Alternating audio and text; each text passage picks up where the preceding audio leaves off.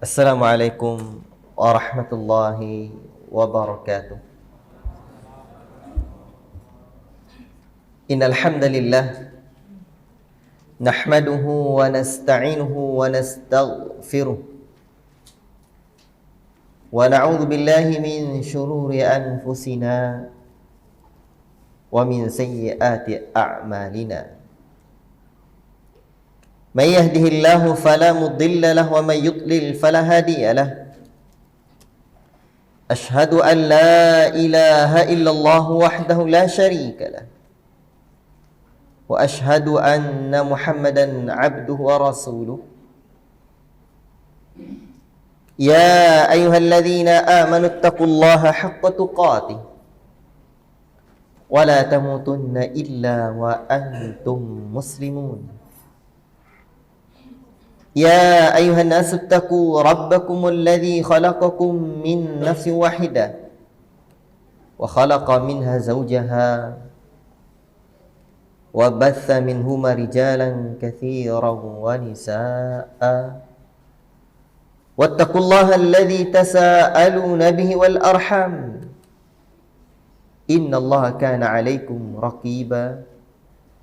Ya ayyuhalladzina amanu taqullaha wa qulu qawlan sadida yuslih lakum a'malakum wa yaghfir lakum dhunubakum wa man yuti'illaha wa rasulahu faqad faza fawzan 'azima. Amma ba'd. Fa inna asdaqal hadithi kitabullah wa khairal hadi hadi Muhammadin sallallahu alaihi wasallam wa syarral umuri muhdatsatuha wa kullu muhdatsatin bid'atun wa kullu bid'atin dhalalatun wa kullu dhalalatin finnar. Ayyuhal ikhwah, sahabat-sahabat semua yang saya cintai karena Allah Tabarakar Rahman, syukur kita kehadirat Allah Rabbul Alamin. Pagi ini kita dapat berkumpul kembali di halaqah sekedar sering pengalaman belajar bersama tentang pendidikan dan perjuangan. Ini pertemuan kita yang ketiga. Pertemuan yang pertama tentang motivasi. Yang kedua tentang memahami makna dan hakikat pendidikan. Pertemuan yang ketiga ini kira-kira apa lagi? Eloknya sebagian kawan-kawan atau guru-guru ini kita gilirkan.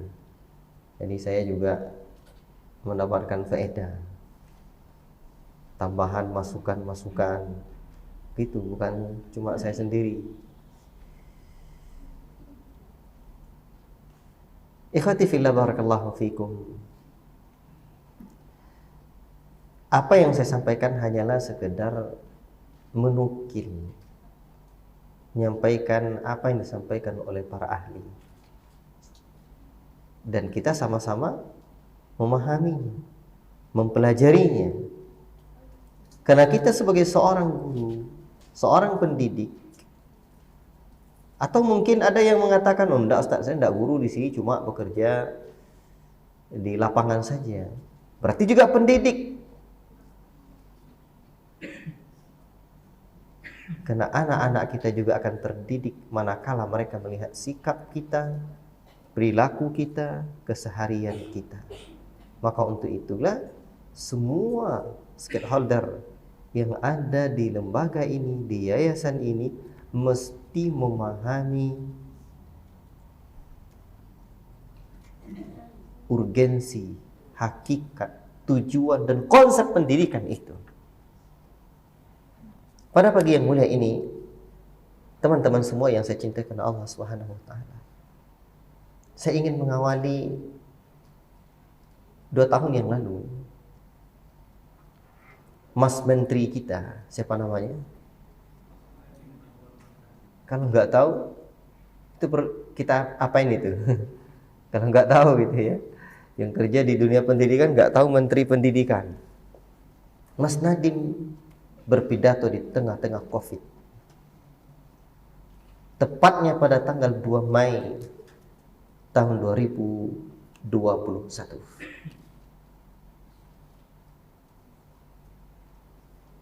Kira-kira 2 Mei itu hari apa? Hari pendidikan. Dan sengaja materi-materi tentang kajian pendidikan dan perjuangan saya bawakan materi yang seperti ini. Karena kajian kita dan kajian-kajian yang lainnya sudah banyak ya. Nanti malam juga saya bahas di sini, di meja ini juga kajian tentang Mawsu'atul Adab, ensiklopedia adab. Itu dari kitabnya Syekh Abdul Aziz bin Fathi Sayyid Nadan. Baik, rujukan utamanya. Pidato beliau ini bisa dilihat di YouTube. Bisa antum dengar juga. Pidatonya Mas Nadiem ini pidato Hari Pendidikan Nasional 2021 dari Kemendikbud Ristek Nadiem Makarim. Itu judulnya. Durasi pidatonya ini cuma 6 menitan. Di antara poin penting yang Mas Menteri kita sampaikan, kata beliau begini. Saudara-saudari sebangsa dan setanah air, hari ini kedua kalinya kita memperingati dan merayakan Hari Pendidikan Nasional di tengah suasana pandemi COVID-19. Masa-masa ini tidaklah mudah bagi para pendidik, pelajar, orang tua, serta kita semua yang menjalani aktivitas di tengah wabah yang masih melanda dunia. Dan seterusnya, yang perlu digarisbawahi ini, untuk kesempatan ini yang kita mau bincangkan. Di hari lahir Bapak Pendidikan Indonesia, Ki Hajar Dewantara, sekaligus Hari Pendidikan Nasional ini, mari kita kesampingkan segala keluh kesah. Hari ini kita bangkitkan semangat menyongsong lembaran baru pendidikan Indonesia. Camkan setelah ini. Terlalu lama pemikiran pendidikan Ki Hajar Dewantara tidak kita manfaatkan sepenuhnya. Terlalu lama pemikiran Ki Hajar Dewantara kita gunakan sebagai slogan-slogan semata.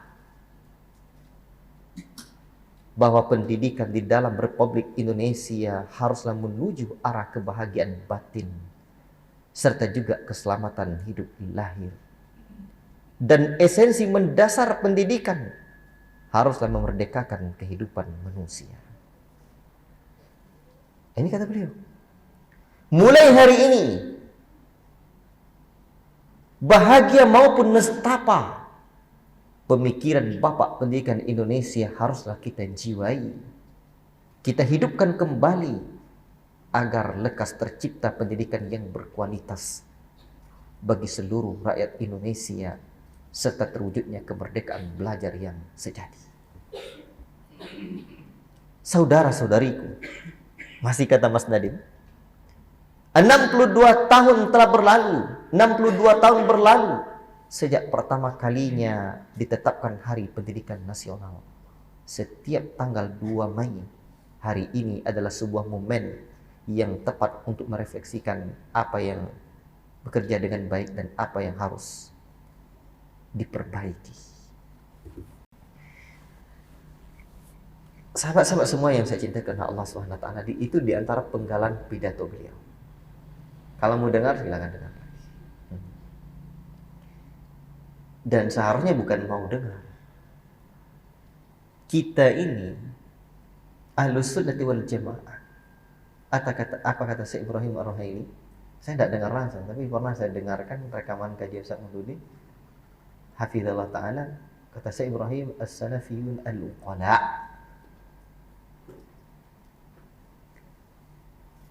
Generasi pengikut salaf itu, salafi, adalah orang-orang yang berakal cerdas.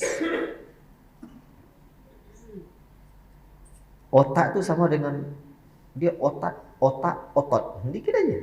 Kalau otot manakala dilatih terus kekar dia. Demikian juga dengan otak. Kalau dilatih terus dia bakal mantap. Kalau diasah terus tajam dia, tapi kalau dibiarkan gitu saja berkarat dia. Parang aja gitu, apalagi otak kita. Makanya terus belajar. Dan hal-hal yang seperti ini sebagai seorang pendidik atau yang bekerja dalam lembaga pendidikan harus kita pahami. Baik. Coba lihat. Berarti di dalam konsep pendidikan Kemendikbud kita sekarang, dan itu juga sebuah keharusan sesungguhnya. Bayangkan, Ki Hajar Dewantara itu bapak pendidikan nasional, bapak pendidikan Republik tercinta ini. Tapi sungguh perlu kita renungkan, apa kata Mas Nadiem? Terlalu lama, beliau disebut 2 kali dalam pidatonya ini. Terlalu lama pemikiran pendidikan Ki Hajar Dewantara tidak dimanfaatkan sepenuhnya. Terlalu lama pemikiran Ki Hajar Dewantara kita gunakan sebagai slogan-slogan semata. Pertanyaannya, apakah Mas Menteri kita akan betul sukses menerapkan pendidikan, konsep-konsep pemikiran, konsep-konsep pendidikan Ki Hajar Dewantara seutuhnya? Itu tanda tanya besar pula lagi.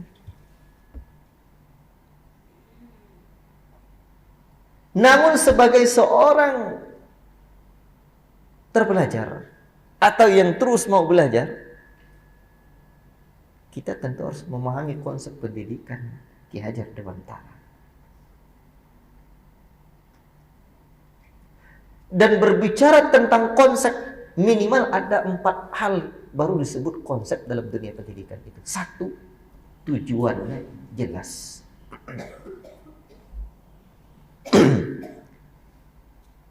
2, programnya. Jadi adanya tujuan, adanya program. 3, adanya kurikulum. 4, adanya evaluasi. 4 ini minimal ini. Tujuan, program, kurikulum, evaluasi. Nah, itu baru bisa merumuskan itu, baru disebut konsep. Sahabat semua yang kucintai karena Allah Subhanahu wa taala. Dan kenapa pembahasan kita kok sampai di sini sekarang? Pada pertemuan sebelumnya kita membahas tentang memahami makna dan hakikat pendidikan. Saya sudah sebutkan ada sekian banyak kata pendidikan yang digunakan dalam bahasa Arab yang digunakan bisa dimaknai sebagai pendidikan. Sekarang kita coba memahami makna pendidikan menurut Ki Hajar Dewantara.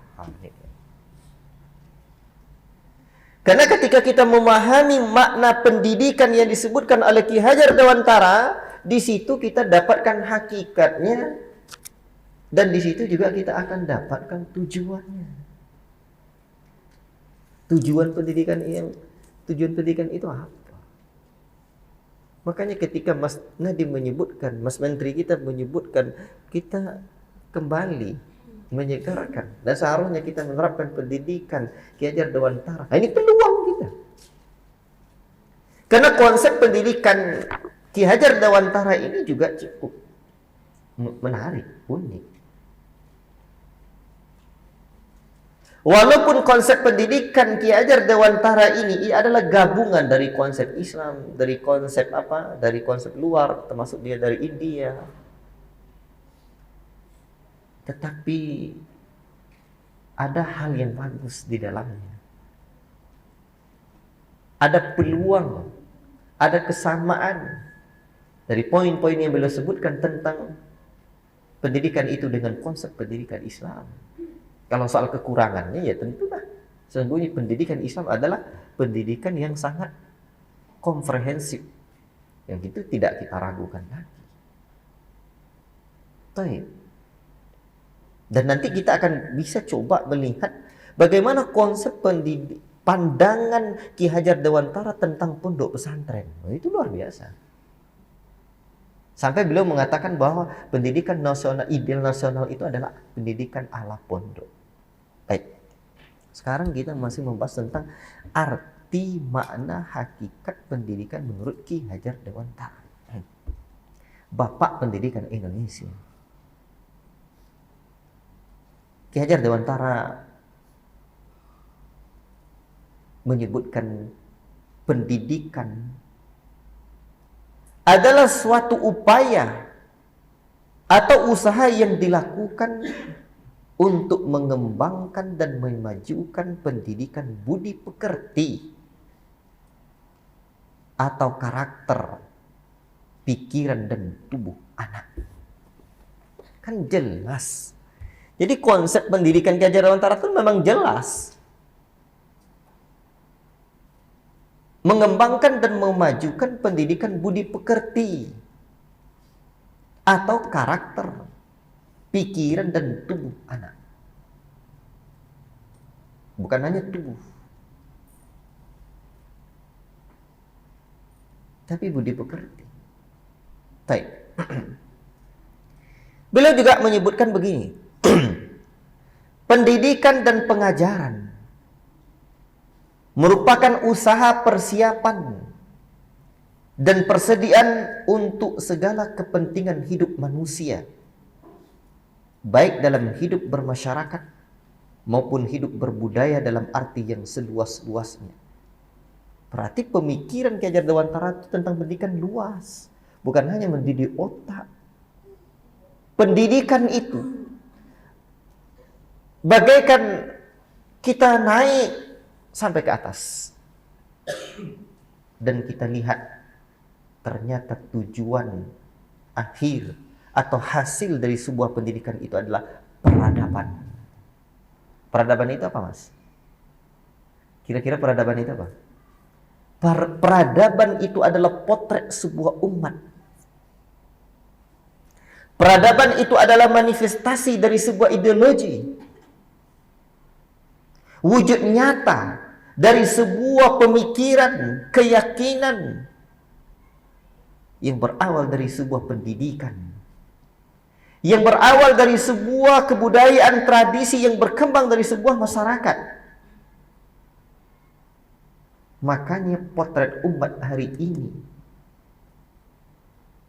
makanya peradaban umat hari ini adalah hasil pendidikan minimal 25 tahun yang lalu. Dan hasil pendidikan hari ini akan melahirkan peradaban minimal 25 tahun yang akan datang. Makanya untuk menyusun visi sebuah lembaga, baru disebut visi itu adalah tujuan jangka panjang. Itu visi itu. Tujuan jangka panjang. Makanya kalau ibu-ibu mau dilamar, ibu-ibu masa dilamar lagi? Itu tanya dulu visi dia apa. Dia mau bawa kemana tujuan akhirnya. Kalau tujuan akhir tidak tepat, kitanya mau ke Jambi, ternyata dia bawa ke Medan, tepat itu. Nanti di tengah jalan bisa terjun kita itu, bisa patah-patah kaki dibuatnya. Tujuan yang jelas. Baik. Makanya sebuah visi itu dirancang panjang, lama. Ada nanti ikan melahirkan visi, itulah yang melahirkan program dan kurikulum. Kurikulum itu kan cara mencapai. Makanya untuk sukses itu tidak nunggu 25 tahunnya, juga tidak menunggu 5 tahunnya, masa jabatan habis, enggak. Sukses itu mesti setiap hari. Nanti tangga besarnya kan tangga besar, tap 25 tahun dibuat 5 tangga, misalkan itu namanya program 5 tahun. 5 tahun dibuat 5 tangga lagi per tahun. 5 tahun ini dibuat lagi tangga-tangga kecilnya, maka suksesnya itu mesti setiap hari. Kalau nunggu 1 tahun baru evaluasi, itu suksesnya itu nggak jelas. Yang smart itu kan jelas ya. Ya, dalam konsep smart itu. Spesifik, jelas. Baik. Kemudian Ki Hajar Dewantara juga menyebutkan lagi tentang makna pendidikan, hakikat pendidikan. Kata beliau, mendidik adalah menuntun tumbuhnya budi pekerti dalam kehidupan anak-anak kita, supaya mereka kelak menjadi manusia berpribadi yang beradab dan bersusila. Ini apa lagi? Berarti menjadi manusia berpribadi yang beradab dan bersusila. Bahasa beliau bagus. Karena memang menurut beliau, adab itu adalah keluhuran budi, dan kesusilaan adalah kehalusan budi. Ini bahasa lagi. Orang kalau tidak punya budi dan tidak punya kehalusan budi, itu keliru ya. Kehalusan budi ini menakjubkan. Baik. Dan sesungguhnya sahabat-sahabat semua yang saya cintai karena Allah, Ki Hajar Dewantara bukan orang yang pertama sebenarnya menanamkan konsep pendidikan, menyebarkan konsep pendidikan di negeri ini. Bahkan beliau juga seperti sudah saya sebutkan sebelumnya, juga mengikuti Kiai Haji Dahlan. Kata istri, "Mas, bukankah Mas dulu sudah bertekad, berjanji akan mengikuti perjuangannya Kiai Dahlan?" Akhirnya Ki Hajar Dewantara ini fokus. Ki Hajar Dewantara ini nama aslinya siapa? Wah, browsinglah di internet kalau mau tahu. Karena memang kita harus paham, ya. Sampai nanti menurut saya kita juga harus mengerti ini Pancasila itu apa, hakikatnya Pancasila itu, dan konsep Pancasila itu apa. Sekarang mata pelajaran di sekolah SD itu PPKN ada enggak? Ada kan? Apa kepanjangan PPKN? Pendidikan, Pancasila, dan kewarganegaraan. Masa gurunya kagak paham dalam perspektif Islam tentang Pancasila? Wah ini. Baik.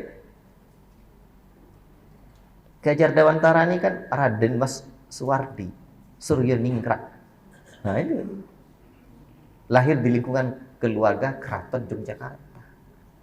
Sejak mulai usia 40-an tahun, beliau dikenal dengan Ki Hajar Dewantara. Sejak itulah ia tak lagi menggunakan gelar kebangsaannya di depan namanya. Sahabat semua yang bercintai karena Allah Subhanahu wa taala. Kembali kepada kita kepada makna pendidikan menurut Ki Hajar tadi. Berarti ini keluhuran budi, kehalusan budi. Sekarang ini kehalusan budi ini yang hilang. Hampir hilang. Kira-kira kehalusan budi itu apa? Makanya untuk memahami bahasa para pendahulu kita di negeri ini, kita perlu juga melihat dahulu Profesor Hasbi As-Siddiqi itu nulis satu buku judulnya Lembaga Budi. Apa betul budi? Maka dulu waktu kecil-kecil kita SD belajarnya apa? Ini budi. Terus ini ibu budi.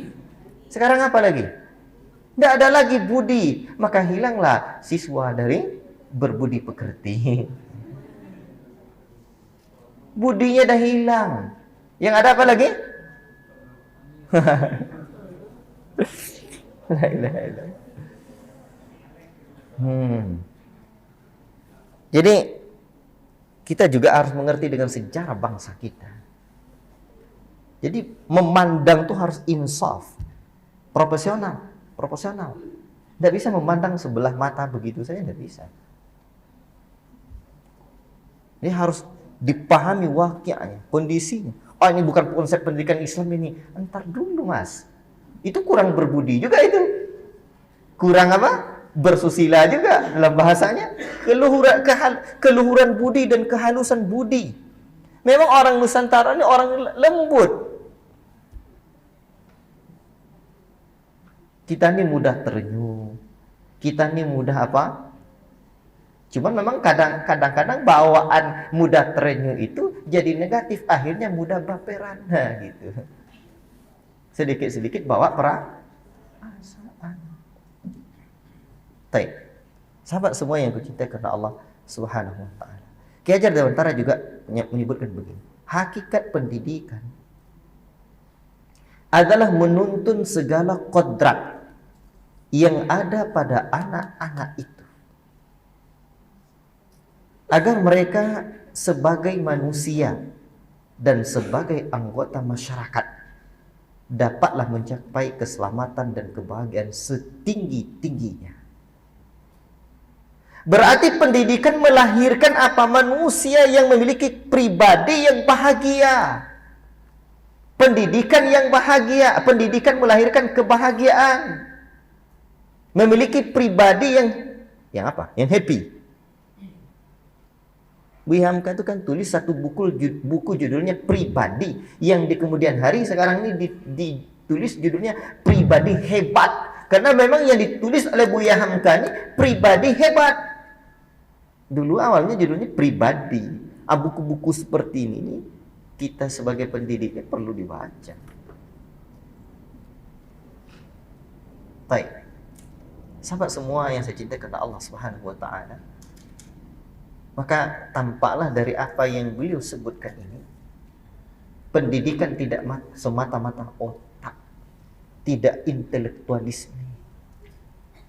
Ada di sebalik itu. Bahkan Ki Hajar Dewantara ini mengkritik habis-habisan pendidikan yang hanya mengandalkan apa? Otak. Beliau bilang begini. Bahaya pendidikan barat. Saya ulangi. Bahaya sistem pendidikan barat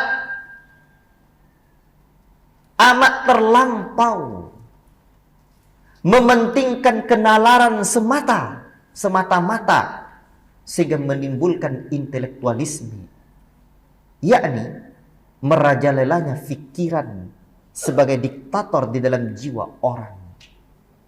Perasaan tidak diindahkan. Oleh karenanya budi pekerti tidak berkembang, tak dapat berkembang. Intelektualisme menimbulkan sifat buruk, egoisme, egosentrisme, yaitu orang mementingkan diri sendiri.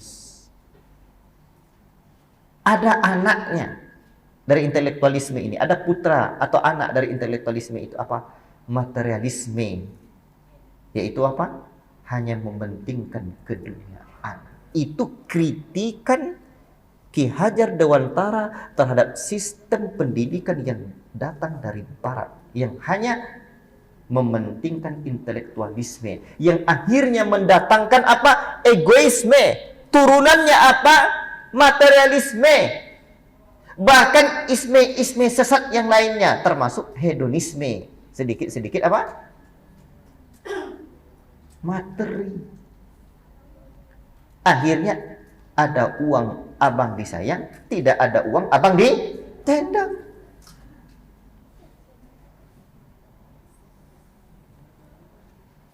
Sahabat semua yang saya cintai karena Allah Subhanahu wa taala. Nah, ini kan perlu kita renungkan.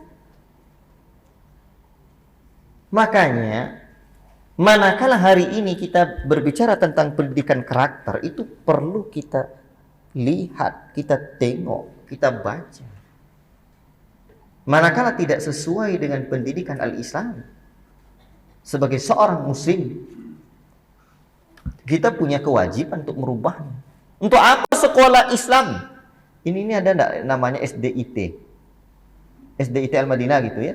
Kepanjangan SDIT itu apa sih? Sekolah Dasar Islam Terpadu. Kalau tidak diislamisasi, coret aja kata Islamnya itu. Dan emang mau dicoret kata Islam dari KTP kita? Nggak mungkin.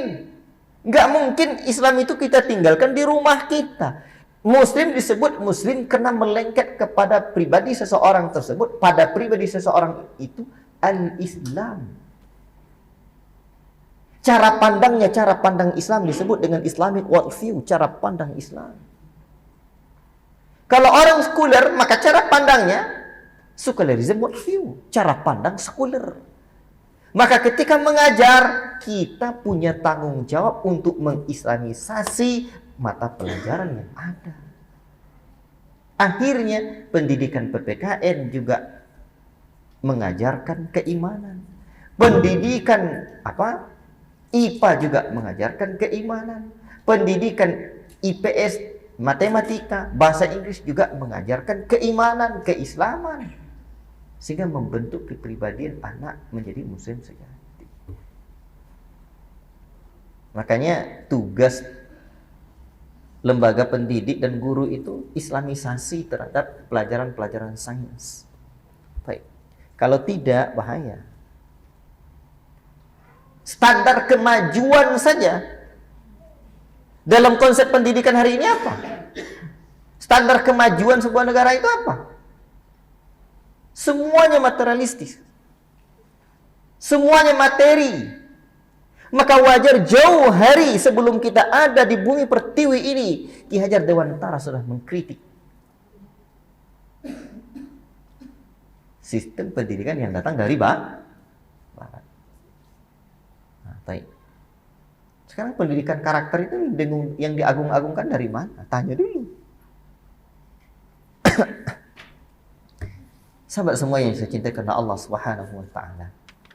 Demikian. Kemudian Ki Hajar Dewantara juga sampai menyebutkan begini.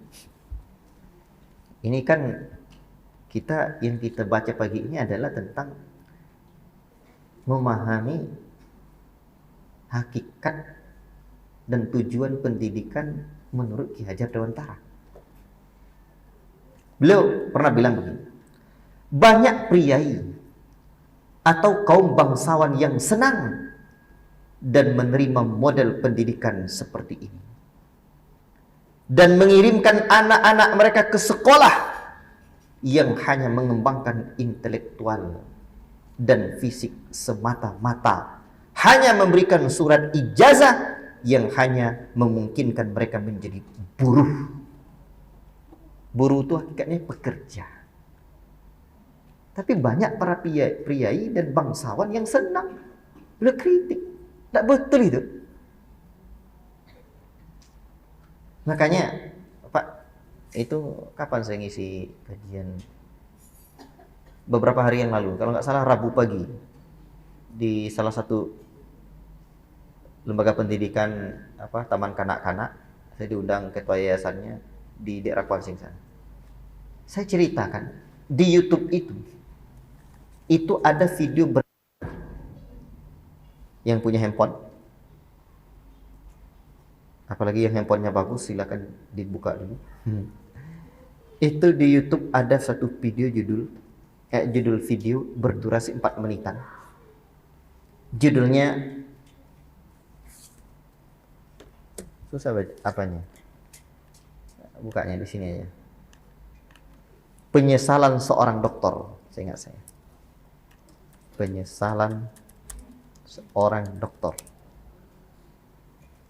Penyesalan seorang dokter universitas ternama. Durasinya 4 menit 29 detik.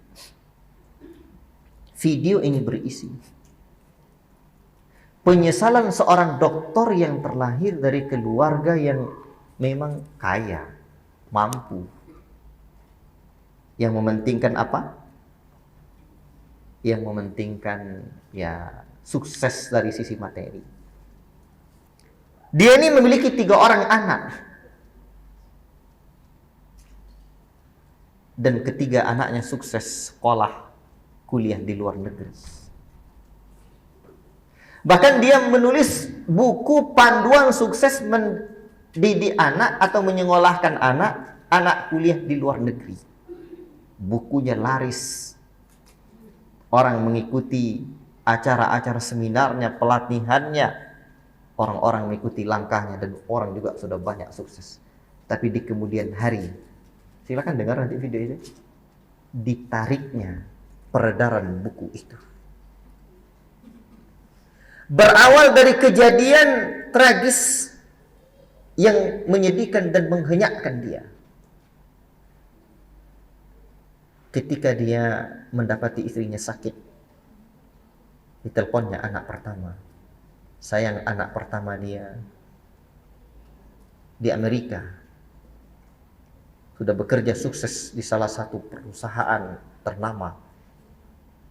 Anak dia menjawab, belum bisa pulang. Tidak bisa pulang karena ada meeting yang tidak dapat ditinggalkan. Diteleponnya anak kedua. Sayang, anak keduanya tengah ujian, khawatir nanti tidak lulus untuk melanjutkan studinya. Ditelepon anak yang ketiga. Anaknya yang ketiga juga tidak bisa pulang karena baru bekerja di salah satu perusahaan IT ternama. Ketiga-tiga anaknya tidak bisa pulang. Dan Allah ternyata menakdirkan istri dia meninggal dunia. Tidak satu pun anak-anak dia hadir di pemakaman ibunya. Dia pun termenung. Kemudian hari dia mulai belajar, sampai dia belajar agama dan bagaimana ilmu pendidikan al-Islam. Dia pun makin sadar adalah salah dia. Tidak, dia terhenyak. Dan dia tidak bisa menyalahkan siapa-siapa, yang salah adalah dirinya. Dan dia pun meminta maaf kepada semua orang yang telah mengikuti langkahnya dulu, kiat sukses menjadi anak kuliah di luar negeri. Dia bertekad membuat masjid. Seharusnya saya membawa anak-anak saya untuk tinggal di lingkungan orang-orang soleh saya dari dulu. Itulah secara makna yang dia sebutkan. Dia bertekad buat pesantren. Sudah terlanjur anak-anak dia seperti itu, dan dia berharap kelak semoga ada cucu dia yang mengikuti langkahnya untuk tinggal dan sekolah di pondok pesantren. Ini berawal dari apa? Tujuan pendidikan yang keliru. Maka untuk memahami dia hakikat pendidikan dengan tujuan ini dekat. Manakala kita pahami hakikatnya, tahulah kita tujuannya. Nah, sekarang ini itu yang perlu kita hadirkan dalam diri kita dulu. Sahabat semua yang saya cintai karena Allah Subhanahu wa taala. Di lain kesempatan Ki Hajar Dewantara juga menyebutkan begini. Apa kata beliau?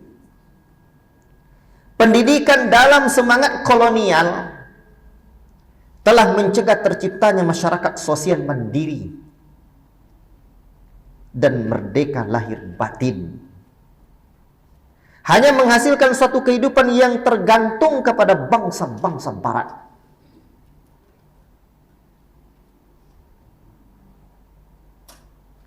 Indonesia ini, ikhwan, betul terlepas dijajah secara fisik. Tapi secara mental, yang disebut juga dengan ghazwul fikri, perang pemikiran, dengan segala hikmahnya Allah, kita masih terjajah. Betul negeri ini adalah hasil jerih payah para ulama kita. Siapa yang angkat senjata perang melawan musuh yang nyata dengan tetesan darah, dan para pejuang-pejuang kita tidak kenal dengan tetesan air mata.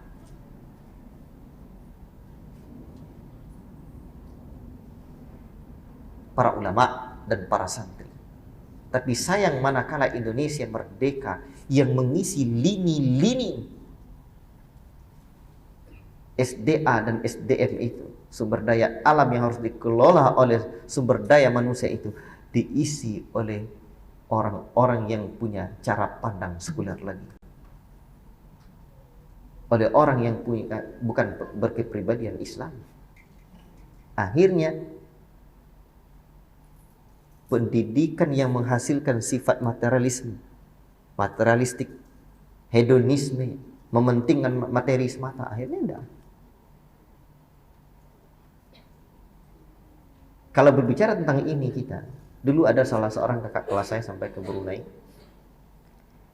Perbandingan minyak Brunei itu kata dia, wallahu alam, saya tidak cek juga. Namun saya tidak lupa kata dia. Perbandingan minyak Brunei dengan minyak di tanah bertua Riau tercinta ini 1:3. 1 di sana, 3 di sini. Tapi qadarullah perbandingan kesejahteraan masyarakat kita dibandingkan dengan negara di Brunei, sama kita maklum. Kita bukan dalam rangka mengkritik dan menentang penguasa, tidak, tapi kita berbicara tentang konsep pendidikan. Manakala konsep pendidikan ini manakala konsep pendidikan ini adalah konsep yang melahirkan orang-orang yang hedonisme, materialistik, ya keliru. Makanya korupsi bahkan merajalela. Maka untuk itu negara kita ini butuh guru-guru pejuang yang rela berkorban. Baik, saya tidak mau lebih jauh tentang ini. Kembali kita kepada pendidikan. Ki Hajar Dewantara, apa kata beliau? Kritikan dia lagi terhadap pendidikan penjajah itu, pendidikan yang datang dari barat. Pendidikan yang selama ini diterima oleh orang Indonesia, pendidikan yang selama ini diterima orang Indonesia dari barat jauh dari kebal terhadap pengaruh-pengaruh politik kolonial. Singkatnya, ia pendidikan yang ada hanya untuk kepentingan pemerintah kolonial. Dan ini sifatnya tetap semenjak zaman VOC meskipun di bawah politik etika. Ini beliau sebut.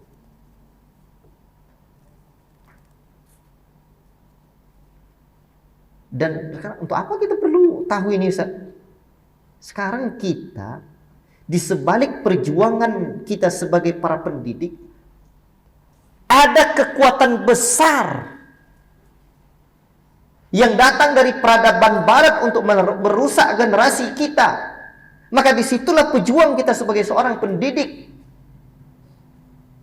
untuk mengislamisasi, untuk merubah pemikirannya. Sekarang ini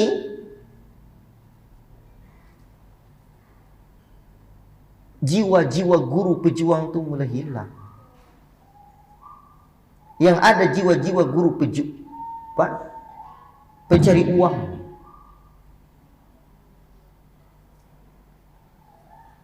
Dulu guru itu coba lihat berapa gaji mereka. Sekian bulan lamanya baru dapat terima gaji. Maka mereka luar biasa. Baik, sahabat semua yang saya cintai karena Allah Subhanahu wa Ta'ala. Kalau demikian pemikiran Ki Hajar Dewantara, nah itulah dia. Apakah memang negeri ini akan sukses untuk menerapkan pola pikir beliau?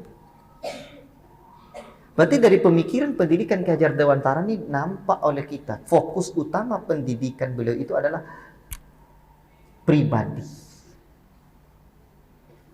Sekarang di tingkat SD atau TK, SD, di sini masih baru TK, SD. Saya berharap ke depannya juga akan ada jenjang berikutnya. Sekarang pertanyaan kita, bagaimana bentuk realnya menerapkan hakikat, makna, tujuan pendidikan ini untuk anak-anak TK, untuk anak-anak SD?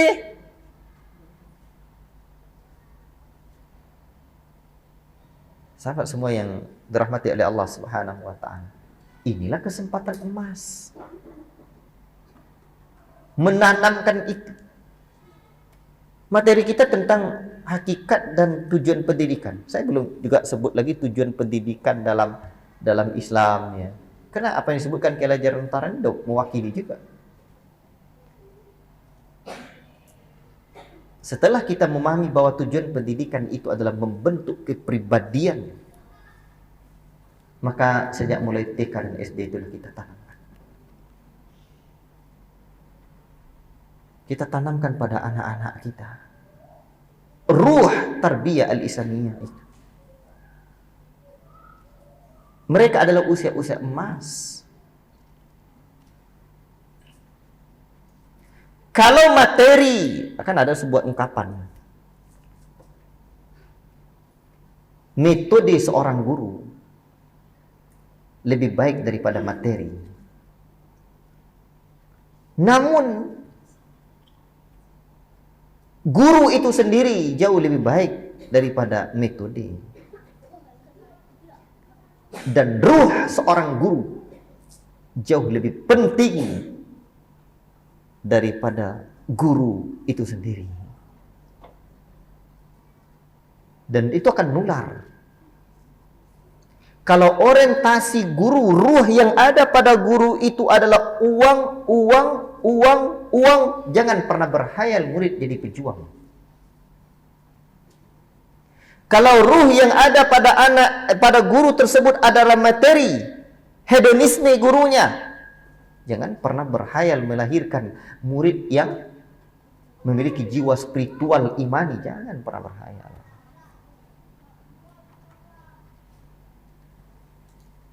Ikhwati fillah barakallahu fikum.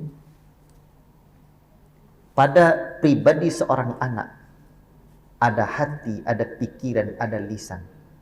Iman disebut iman karena 3 hal ini. Ada iman, orang mukmin disebut mukmin karena ada iman pada dirinya. Iman terbagi 3 jika dilihat dari anggota badan. Hati, lisan, anggota badan. Maka pendidikan mukmin, pendidikan iman mendidik hati, mendidik lisan, mendidik anggota badan. Itu pribadi itu. Muslim disebut muslim karena ada Islam dalam diri anak itu. Islam pada hatinya, Islam pada lisannya, Islam pada anggota badannya, Islam pada, itulah kepribadian. Maka mengkopi paste, menumbuhkan kepribadian Islam itu pada anggota tubuh anak, hati, lisan, anggota badan, itulah pendidikan Islam. Dan iman itu kalau ditengok dari sisi materi pelajarannya, ada akidah, ada ibadah, ada akhlak. Berarti memadukan atau menginstal, menumbuhkan akidah, menumbuhkan iman, keyakinan pada hati anak, menumbuhkan ibadah, akhlak pada kepribadian anak.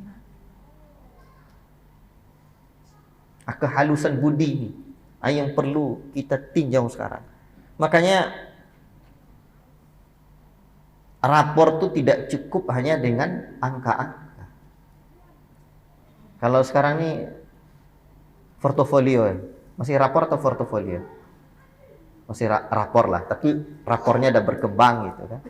Nah, yang tidak hanya mementingkan otak, tapi juga adab anak. Maka manakala kita sudah melihat bahwa tujuan pendidikan yang disebutkan oleh Ki Hajar Dewantara, lahirlah. Kan Ki Hajar Dewantara ini tidak setuju dengan pendidikan ala kolonial. Dan pendidikan sekarang ini perlu kita tengok lagi. Sebab contoh, manusia berasal dari kera. Masih ada dalam buku sejarah. Kalau di SD masih ada? Enggak ya? Di SMP masih ada? SMP masih ada.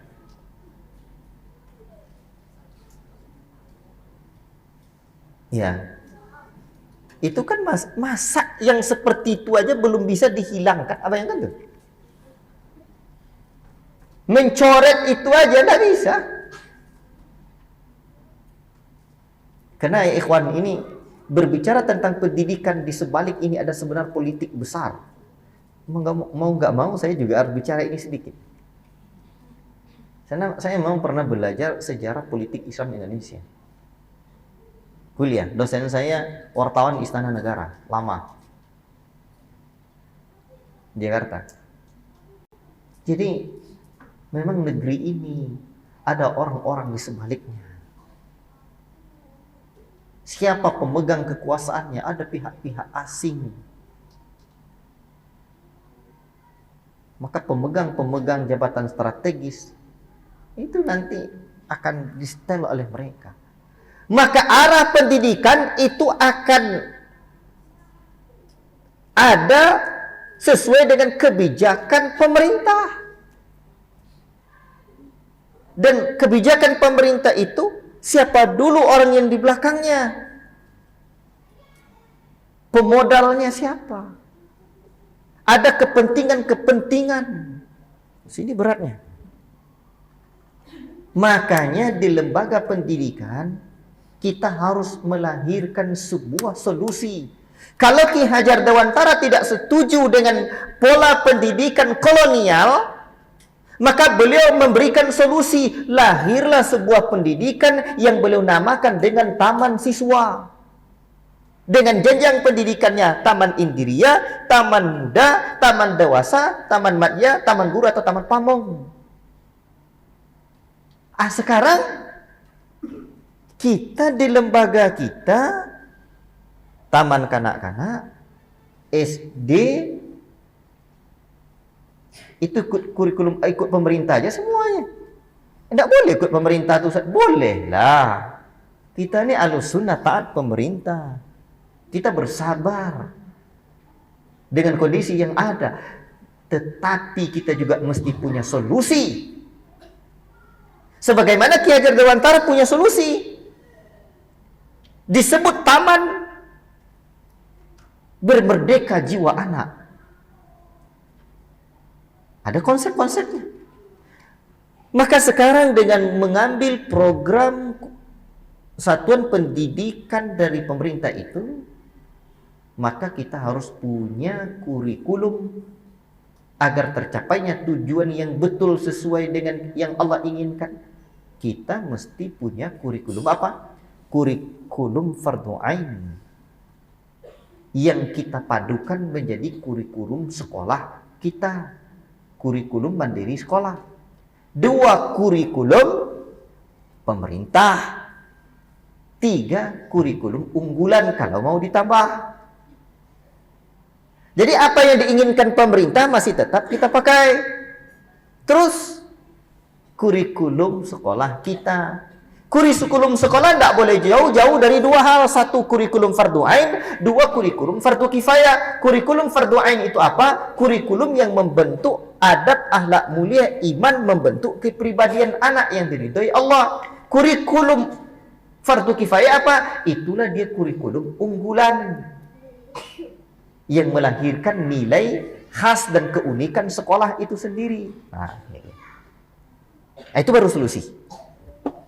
Untuk kurikulum pemerintah itu sendiri, kita juga punya kewajiban. Apa kewajiban kita? Islamisasi. Islamisasi terbaik kita punya 2 hal. 1 buku sendiri, panduan kurikulum sendiri yang telah diislamisasi di kurikulum pemerintah. Tapi kalau tidak bisa, ini yang kedua. Apa itu? Guru yang tetap mengajarkan buku panduan dari pemerintah, namun pemikiran guru itu yang mengislamisasinya. Di mana waktu dia mengajar anak-anak didiknya. Ngajar anak-anak didik. Maka nanti kita akan sampai nih pembahasan kita, urgensi islamisasi kurikulum sains di lembaga pendidikan. Mesti, wajib. Kalau enggak, coret aja IT-nya itu. Islam terpadu, coret. Dan tidak mungkin kita coret. Kalau dicoret itu, sama aja kita mencoret kata Islam di KTP kita. Berarti mau tidak mau, kita harus maju untuk mengislamisasinya. Ini gambaran nih. Kalau Ki Hajar Dewantara demikian sikapnya, maka kita juga tidak boleh membeu dengan kondisi yang ada. Ikhwati fillah, barakallahu fikum. Tetapi kita juga tidak boleh apa? Jadi ekstremis. Menentang pemerintah. Bukan demikian manhaj Ahlussunnah wal Jamaah. Jadi Ahlussunnah itu di mana ada jalan, nah, dalam konteks ini, di situ ada kemauan. Kan kadang ada orang bilang begini, di mana ada kemauan, di situ ada jalan. Kadang berat itu. Makanya saya bilang bukan begitu. Kalau di mana ada kemauan, di situ ada jalan. Kadang berat. Tetapi di mana ada jalan, di situ ada kemauan. Nah, ini dia. Ini jalannya, mau aja kita itu. Oke, nanti dicari celahnya. Baik. Dan hampir 1 jam. Ini kita baru berbicara tentang hakikat pendidikan sesungguhnya. Hakikat makna, tetapi dari sini kita mendapatkan tujuan pendidikan. Nah, tujuan pendidikan ya. Saya kira pagi ini cukup sampai di sini, tapi kalau ada pertanyaan, tanya jawab, silakan. Dan mohon maaf saya tidak banyak menukil ya, pendalilan ini itunya. Karena memang saya sedang menyampaikan pemikiran pendidikan Ki Hajar Dewantara. Itu belum konsepnya. Sebenarnya ini hanya baru hakikat dan tujuan, belum konsepnya. Baru programnya, kemudian kurikulumnya belum. Tuturi Hadayani itu enggak, itu ujungnya aja. Ya, nanti ada saatnya kan kita diskusikan tentang ini. Kita akan sampaikan tentang hal ini. Seperti apa? Ya. Namun saya berikan dulu kesempatan kalau ada pertanyaan dipersilakan. Wallahu taala a'lam bishawab. Kalau tidak ada kita cukupkan.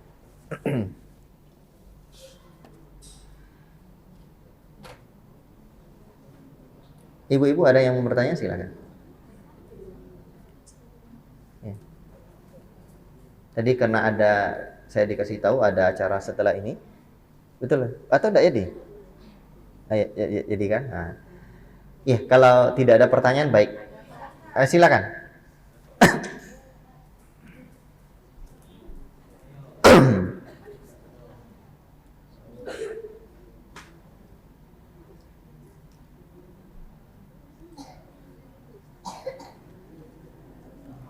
Ya, baiklah.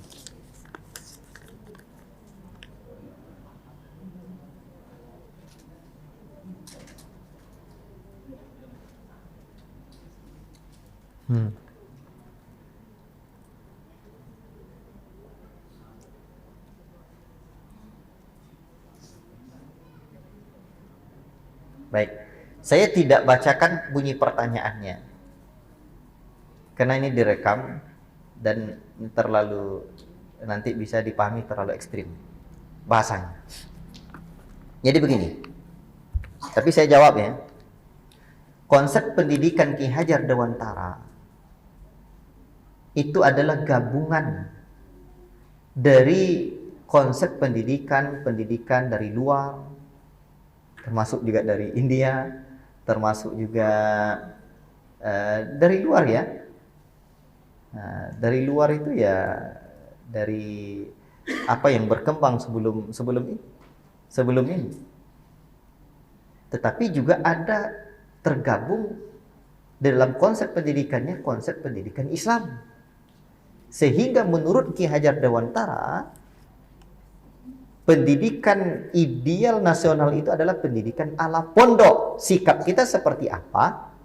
Sebagai seorang ahlus sunnah, muslim, maka kullun yu'khadhu wa yurad min qawlihi illa sahib hadzal qabr. Setiap orang bisa diterima ditolak ucapannya kecuali pemilik kubur ini. Konsep pendidikan Nabi lah yang harus kita terima utuh, semuanya kita sami'na wa ata'na. Ya ayyuhalladzina amanu dukhulu fis silmi kaffah.